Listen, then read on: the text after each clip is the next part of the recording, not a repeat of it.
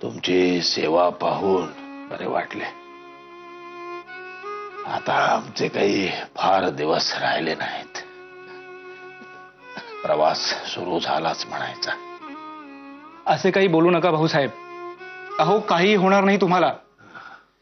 मला सांगा किती वेळा अशी करटे झाली, पण त्यातूनही बरे झालात ना तुम्ही. झालो रे बाबा. यावेळी सुद्धा तुम्हाला बरं वाटेल. वाटेल वाटेल जरूर वाटेल. तो कोण, तो डॉक्टर कोण?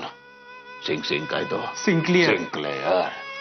सिंक्लियर म्हणालाय ना, उशीर लागेल पण बरे व्हाल. होय. होणार. पण आज न उद्या आम्ही जाणारच. पुन्हा तुमचं तेच. अशाने मी तुमच्याशी बोलणारच नाही.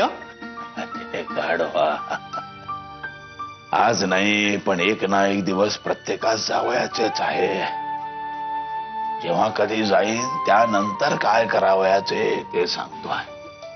आम्ही गेल्यानंतर माधव हाच तुमच्यासाठी वडिलांच्या जागी आहे. तेव्हा राम लक्ष्मण भरत जसे गुण्या गोविंदाने प्रेमाने राहिले तसेच तुम्ही सुद्धा राहा. कळले?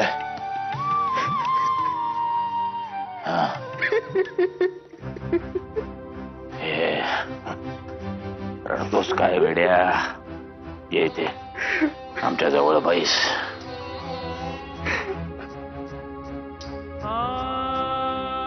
त्या सिंक्लियर सारखा रुबाबदार डॉक्टर भाव्याचा आहे ना. मग रडतोस काय बायकांसारखा? कुठलाही प्रसंग आला तरी हिमतीने सामोरे जावयास हवे. कळले? बर माधवास तार पाठवलीस? होय. येईल तो. तार मिळता क्षणीच धावत येईल. आता आमचे डोळे माधवाच्या येण्याकडे लागून राहिलेले आहे.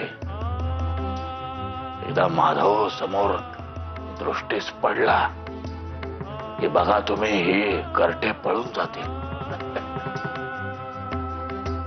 माधवा, बरं ये रे, आठवण ये. भाऊसाहेब